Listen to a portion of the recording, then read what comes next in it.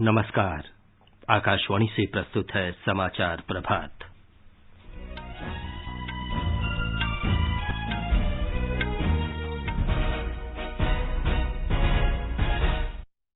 प्रधानमंत्री नरेंद्र मोदी ने गलवान घाटी में भारतीय सैनिकों के शौर्य और साहस की सराहना की। उन्होंने कहा, विश्व ने भारत की ताकत को देखा है। बिजली मंत्री ने कहा, सरकार की अनुमति के बिना चीन से बिजली उपकरणों का आयात नहीं। भारतीय आयुर्विज्ञान अनुसंधान परिषद ने कोविड-19 परीक्षण की गुणवत्ता सुनिश्चित करने के लिए राज्यों और निजी प्रयोगशालाओं को NABL मानक अपनाने के लिए प्रोत्साहित करने को कहा। सरकार ने कोविड महामारी के कारण JEE और नीट की परीक्षाएं स्थगित की। गृह मंत्री अमित शाह ने देश में वर्षा और बाढ़ की स्थिति से निपटने की तैयारियों की समीक्षा की। और राष्ट्रपति रामनाथ कोविंद धम्मचक्र दिवस समारोहों का आज राष्ट्रपति भवन से उद्घाटन करेंगे।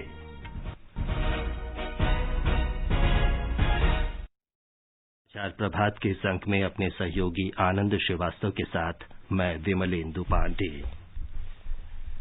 प्रधानमंत्री नरेंद्र मोदी ने कल लेह में सेना, वायुसेना और ITBP के जवानों को संबोधित किया।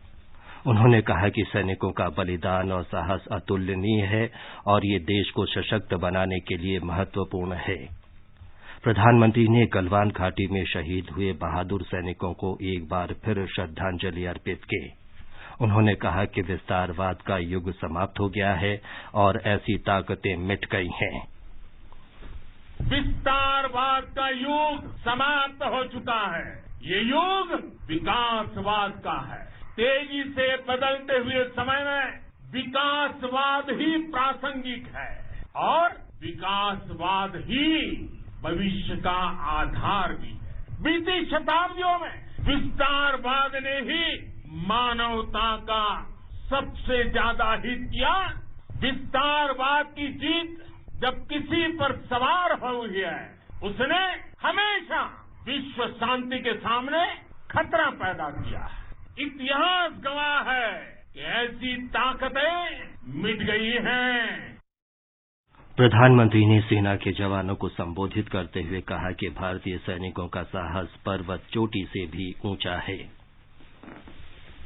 जिन कठिन परिस्थितियों में जिस ऊंचाई पर आप मां भारती की ढाल बन करके रक्षा करते हैं, उसका मुकाबला पूरे विश्व में कोई नहीं कर सकता है।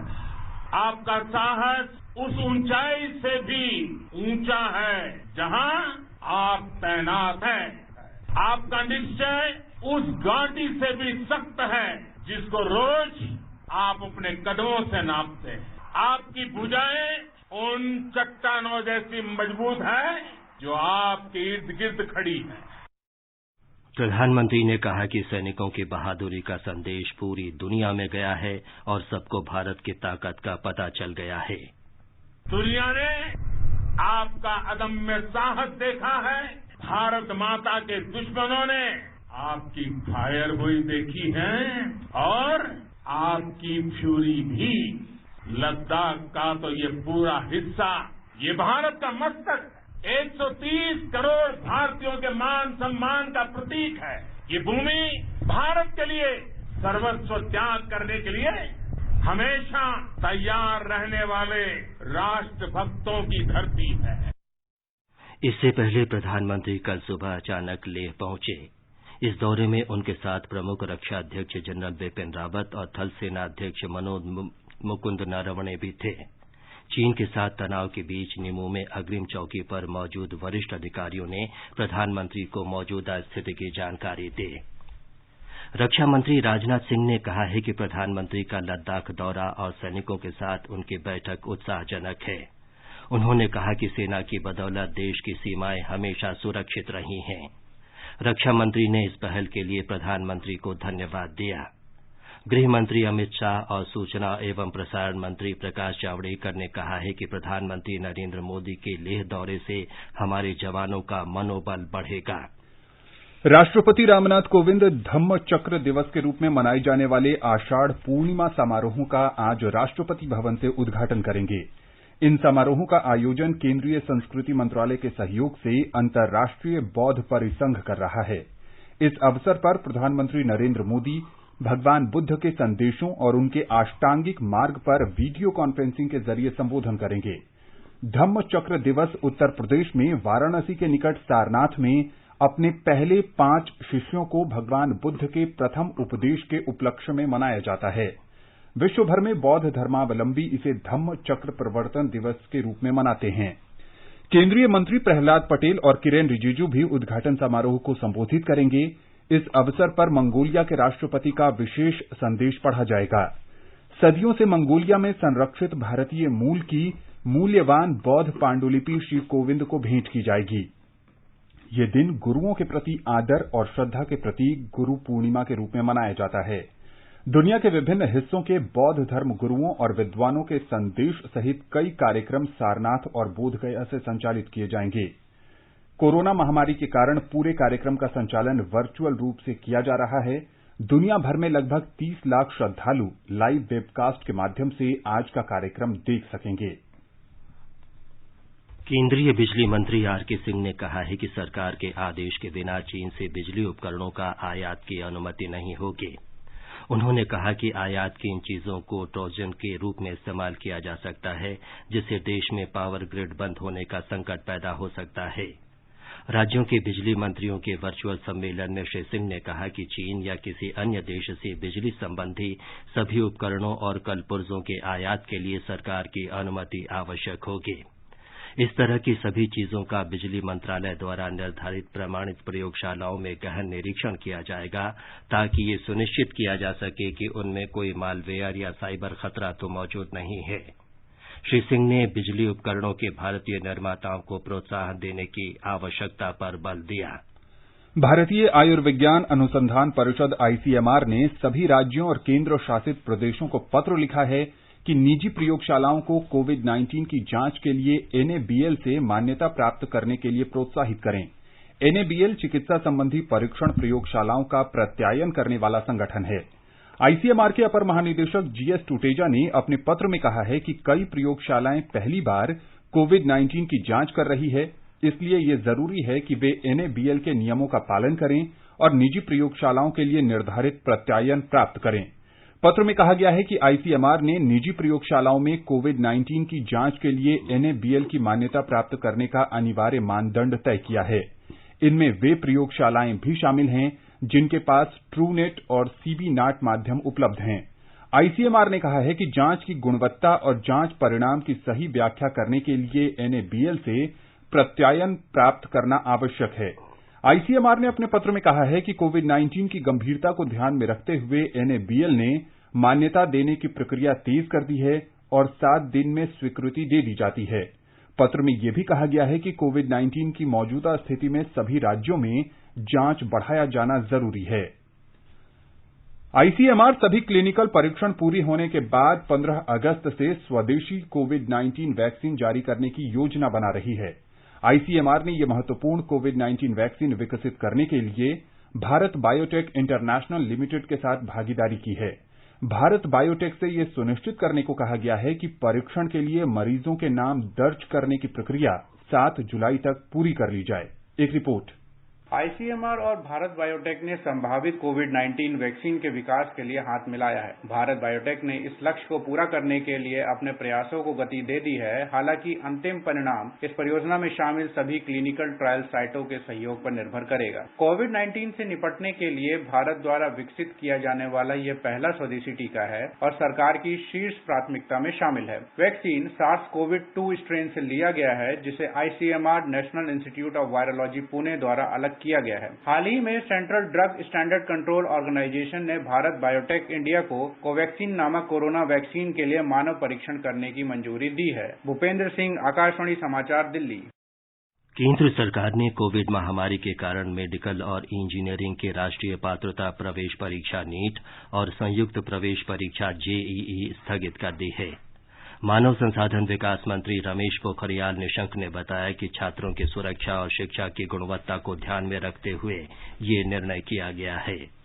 जेईई मेन परीक्षा 1 सितंबर से और 6 सितंबर के बीच की जाएगी, जबकि नीट की परीक्षा को 13 सितंबर को सुनिश्चित किया गया है और 27 सितंबर 2020 को जेईई एडवांस की भी परीक्षा की तिथियों को निश्चित किया गया है।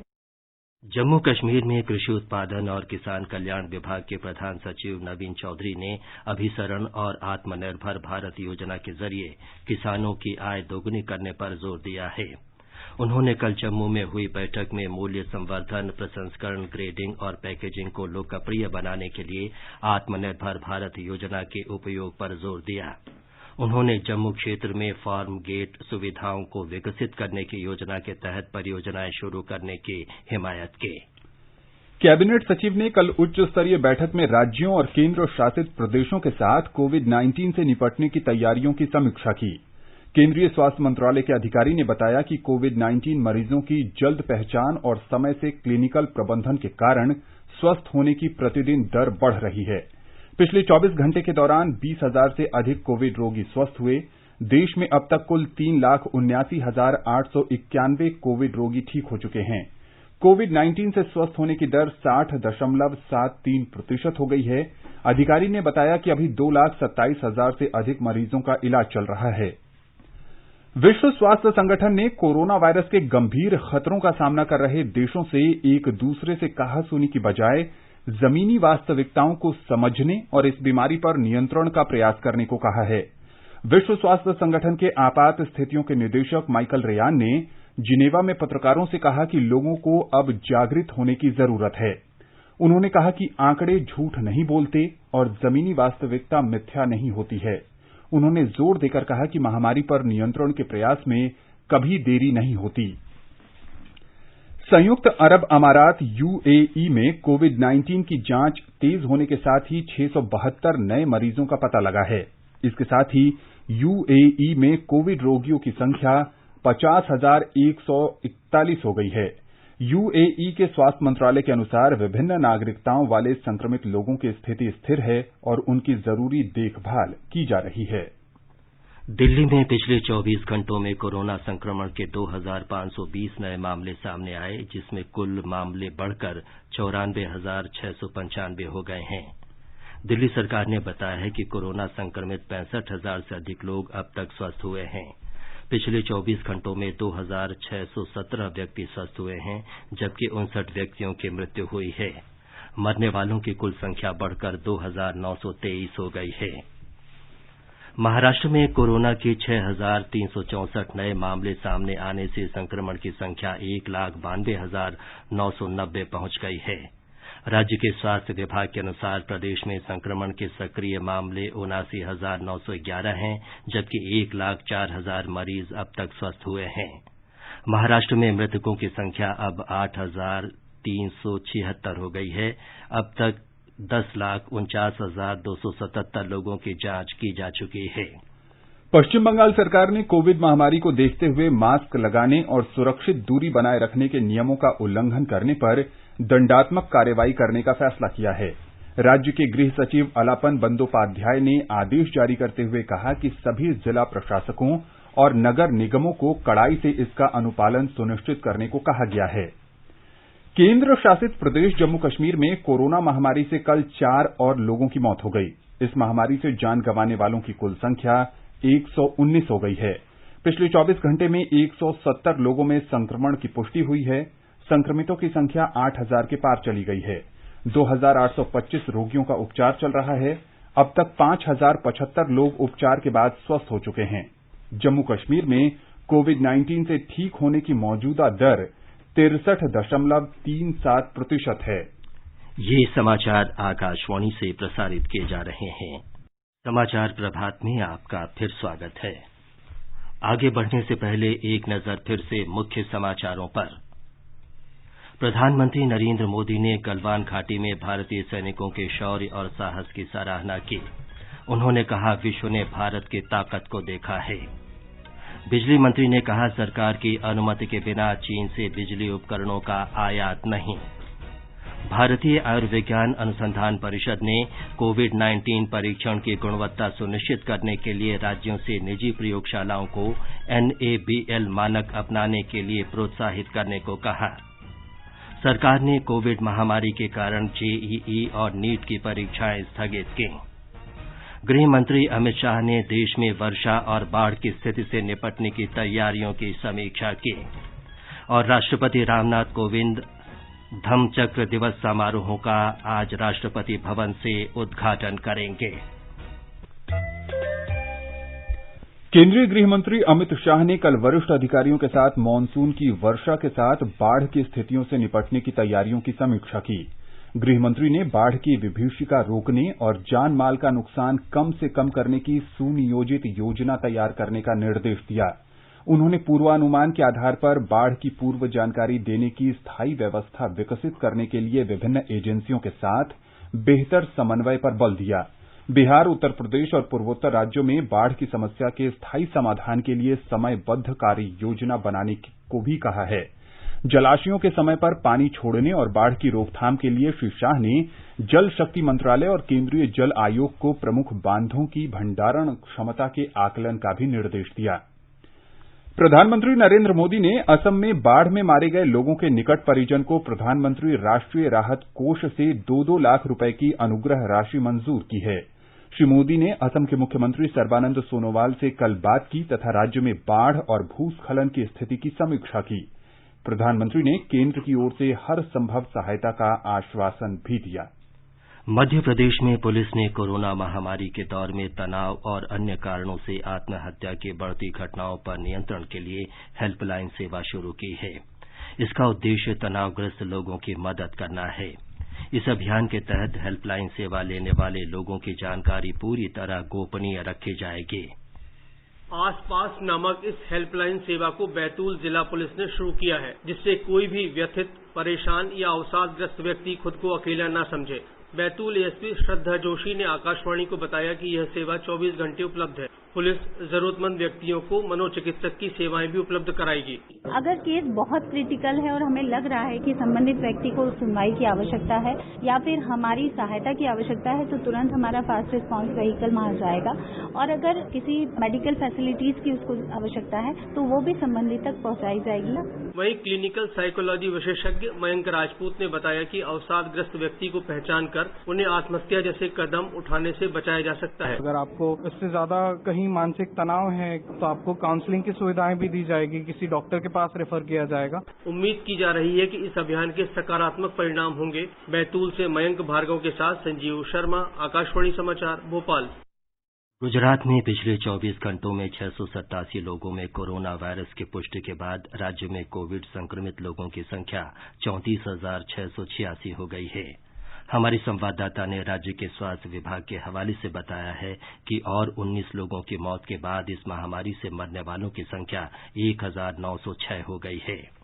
गुजरात में पिछले 24 घंटों के दौरान 687 नए मामले दर्ज किए गए। सबसे अधिक 195 मामले अहमदाबाद शहर से सामने आए, जबकि सूरत में 190 नए मामले दर्ज किए गए। पिछले 24 घंटों में 340 मरीजों को विभिन्न अस्पतालों से छुट्टी दी गई। इसके साथ ही राज्य में कोविड-19 से अच्छे होने वाले कुल मरीजों की संख्या 24,941 हो गई है। राज्य में अब तक 3,95,000 से अधिक परीक्षण किए जा चुके हैं। इस बीच अहमदाबाद नगर निगम ने माइक्रो कंटेनमेंट जोन में 14 नए क्षेत्रों को शामिल किया है। इसके साथ ही शहर में माइक्रो कंटेनमेंट जोन की कुल संख्या 60 हो गई है। योगेश पंड्या, आकाशवाणी समाचार, अहमदाबाद।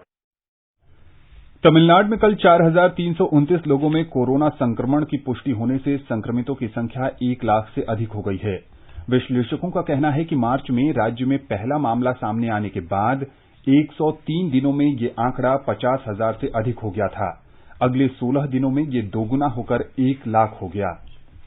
चेन्नई में कोविड के मरीजों के उपचार की सुविधाओं का लगातार विस्तार किया जा रहा है। स्टेनली मेडिकल कॉलेज में बिस्तरों की संख्या 800 हो गई है। राज्य के स्वास्थ्य मंत्री डॉक्टर विजय भास्कर ने बताया कि कॉलेज में ऑक्सीजन की सुविधा वाले 400 अतिरिक्त बिस्तर स्थापित किए गए हैं। शहर के राष्ट्रीय आयुर्विज्ञान संस्थान ने भी एक साथ 750 मरीजों के उपचार की व्यवस्था की है।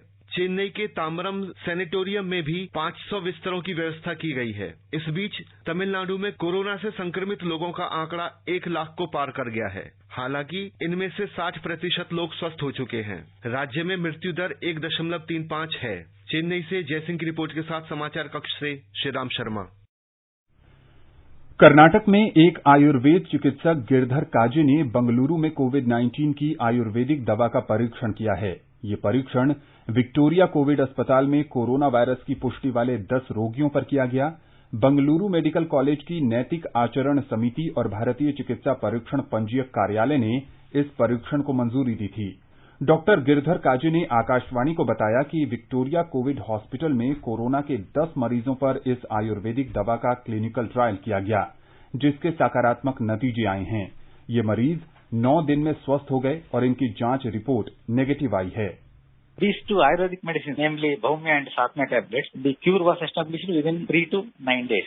Because of this result, what we are urging to the government is try these medicines with the higher number of patients so that results can be established further. Moreover, we are ready to surrender all rights and formula to the government. भारतीय भाषाओं को प्रोत्साहन देने की आकांक्षा के अनुरूप आकाशवाणी से आज संस्कृत में पहले समाचार पत्रिका कार्यक्रम का प्रसारण किया जाएगा। कार्यक्रम का नाम संस्कृत साप्ताहिकी रखा गया है। 20 मिनट का पत्रिका कार्यक्रम हर शनिवार को आकाशवाणी FM न्यूज और अन्य मीटरों पर सुबह 7:10 से सुना जा सकता है। रविवार को इसका पुनः प्रसारण किया जाएगा।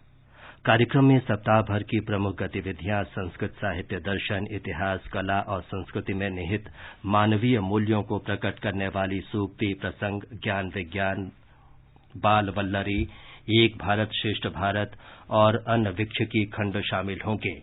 इस कार्यक्रम में बच्चों और युवाओं की आवाज को प्रमुखता दी जाएगी और भारतीय परंपरा और संस्कृति के बारे में उनके विचार प्रस्तुत किए जाएंगे। समग्र रूप से ये संस्कृत प्रेमियों के लिए विशेष कार्यक्रम होगा। आकाशवाणी से विशेषज्ञों की सलाह श्रृंखला में कोविड-19 के बारे में जाने माने चिकित्सा विशेषज्ञों की राय प्रसारित की जाती है। आकाशवाणी से बातचीत में अखिल भारतीय आयुर्विज्ञान संस्थान के एनेस्थीसिया विज्ञान विभाग की डॉक्टर एस राजेश्वरी ने लोगों से घर में रहने और साफ सफाई बरतने की अपील की। It is vital that we do not stress the health system by becoming more sick and bringing more patients, and for this I urge that you must stay at home and must maintain hand hygiene to reduce the number of patients coming into the hospital. Akhil Bharatiya Ayurvigyan संस्थान की lab medicine विभाग की professor doctor पूर्वा माथुर ने संक्रमण का फैलाव रोकने के लिए सुरक्षित दूरी का पालन करने को महत्वपूर्ण बताया। The coronavirus spreads by droplets when a person coughs or sneezes. These droplets do not travel beyond 1 meter, and that is why it's important to maintain social distancing. Akashvani का समाचार सेवा प्रभाग आज फोन इन कार्यक्रम में कोविड-19 पर विशेष परिचर्चा प्रसारित करेगा। ये कार्यक्रम रात 9:30 बजे से FM गोल्ड चैनल और अतिरिक्त मीटरों पर प्रसारित होगा। श्रोता स्टूडियो में हमारे टोल फ्री नंबर 1800-115767 पर फोन करके विशेषज्ञ से सवाल पूछ सकते हैं।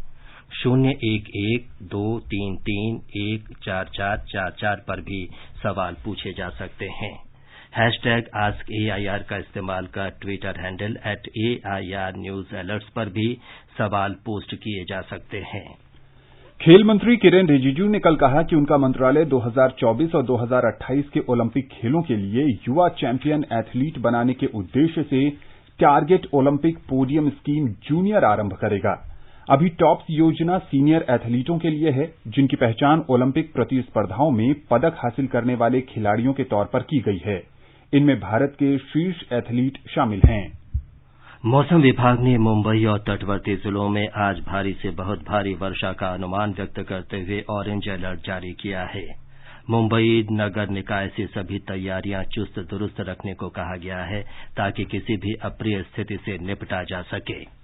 मुंबई और महाराष्ट्र के अन्य हिस्सों में रात भर भारी बारिश होती रही। भारतीय मौसम विभाग ने अगले 24 घंटों में मुंबई और कई पड़ोसी जिलों में भारी से बहुत भारी बारिश की चेतावनी दी है। बृहन्मुंबई महानगर निगम ने सभी 24 विभागों को सतर्क रहने का आदेश दिया है। राष्ट्रीय आपदा प्रतिक्रिया दल की 3 इकाइयों को आपात स्थिति में तत्काल सहायता के लिए तैयार रहने के निर्देश दिए गए हैं। साथ ही भारतीय तटरक्षक बल तथा नौसेना के समन्वय अधिकारियों को भी सतर्क रहने के लिए कहा गया है। भारी बारिश की चेतावनी के मद्देनजर police, fire brigade, traffic police, best, स्वास्थ्य विभाग, वर्षा जल संचयन सहित विभिन्न आपातकालीन राहत एजेंसियों के समन्वय अधिकारी आज दिन भर मुख्य नियंत्रण कक्ष में मौजूद रहेंगे। माधुरी पांगे, आकाशवाणी समाचार, मुंबई। और अब एक नजर आज के मौसम के पूर्वानुमान पर। दिल्ली में गरज के साथ वर्षा होने की उम्मीद है। यहां न्यूनतम तापमान 30 डिग्री दर्ज किया गया, अधिकतम तापमान 40 डिग्री सेल्सियस रहने का अनुमान है। मुंबई में भारी वर्षा जारी रहने की संभावना है। न्यूनतम तापमान 25 डिग्री रहा और अधिकतम तापमान 31 डिग्री सेल्सियस रहेगा। चेन्नई में भी बादल छाए रहने और बारिश होने की संभावना है। अधिकतम तापमान 37 डिग्री सेल्सियस के आसपास रहेगा। कोलकाता में गरज के साथ बारिश हो सकती है। न्यूनतम तापमान 27 डिग्री दर्ज किया गया, अधिकतम तापमान 35 डिग्री सेल्सियस के आसपास रहने की उम्मीद है। पूर्वोत्तर में गुवाहाटी में आमतौर पर बादल छाए रहने और हल्की वर्षा होने की संभावना है। अधिकतम तापमान 29 डिग्री सेल्सियस रहेगा। जम्मू कश्मीर के जम्मू में न्यूनतम तापमान 26 डिग्री दर्ज किया गया और अधिकतम तापमान 38 डिग्री सेल्सियस तक जा सकता है। श्रीनगर में भी न्यूनतम तापमान 18 डिग्री सेल्सियस रहा, जबकि अधिकतम तापमान 32 डिग्री के आसपास रिकॉर्ड किया जा सकता है। गिलगित में शाम तक बादल छाने का अनुमान है। न्यूनतम तापमान 16 डिग्री रहा और अधिकतम तापमान 35 डिग्री सेल्सियस के आसपास रहेगा। मुजफ्फराबाद में आसमान आमतौर पर साफ रहने की संभावना है। न्यूनतम तापमान 23 डिग्री दर्ज किया गया, जबकि अधिकतम तापमान 40 डिग्री सेल्सियस के आसपास रिकॉर्ड किया जा सकता है। समाचार कक्ष से देवेंद्र त्रिपाठी। ये समाचार हमारी वेबसाइट newsonair.com/hindi पर भी उपलब्ध हैं। और आनंद, अब बताएं आज के समाचार पत्रों में क्या खास है। जी विमलेंदु, प्रधानमंत्री नरेंद्र मोदी की लेह यात्रा अखबारों की बड़ी खबर है। अमर उजाला का कहना है, पूर्वी लद्दाख में वास्तविक नियंत्रण रेखा पर तनातनी के बीच अचानक लेह पहुंचे प्रधानमंत्री। अग्रिम चौकी नीमू से चीन को दिया कड़ा संदेश, विस्तारवाद का युग खत्म, मिट गई ऐसी ताकतें, अब समय है विकासवाद का। दैनिक भास्कर ने प्रधानमंत्री के संबोधन को सिंहनाद की संज्ञा दी है। केंद्रीय बिजली मंत्री आर.के. सिंह के हवाले से जनसत्ता लिखता है, चीन से बिजली उपकरणों का नहीं होगा आयात। दैनिक ट्रिब्यून की टिप्पणी है, साइबर स्ट्राइक के बाद अब चीन को इलेक्ट्रिक शॉक। वर्ष 2018-19 के दौरान 21,000 करोड़ रुपए का चीन से किया गया था आयात। उत्तर प्रदेश में कानपुर के चौबेपुर थाना क्षेत्र में दुर्दांत अपराधी को पकड़ने गई पुलिस टीम पर हमले की खबर को अखबारों ने तरजीह दी है। नवभारत टाइम्स की सुर्खी है, उत्तर प्रदेश पुलिस ने अपने ही 8 कर्मी खो दिए।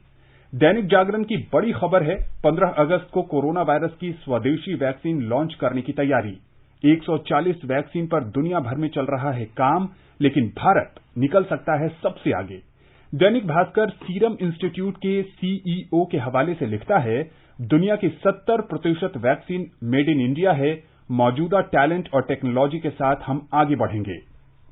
जनसत्ता की सुर्खी है, 24 घंटे में 20,000 से अधिक लोग कोरोना संक्रमित, शुक्रवार को 379 लोगों की संक्रमण से मौत। राजस्थान पत्रिका का कहना है, अमेरिका में कोरोना से सबसे बुरे हालात, एक सप्ताह में 4 बार रोजाना 40,000 लोग संक्रमित। हिंदुस्तान फैसला शीर्षक से लिखता है, नीट और जेईई परीक्षाएं सितंबर में होंगी। जेईई मेंस 1 से 6 सितंबर के बीच और नीट परीक्षा 13 सितंबर को आयोजित की जाएगी। अंत में मुख्य समाचार एक बार फिर। प्रधानमंत्री नरेंद्र मोदी ने गलवान घाटी में भारतीय सैनिकों के शौर्य और साहस की सराहना की। उन्होंने कहा, विश्व ने भारत की ताकत को देखा है। बिजली मंत्री ने कहा, सरकार की अनुमति के बिना चीन से बिजली उपकरणों का आयात नहीं होगा।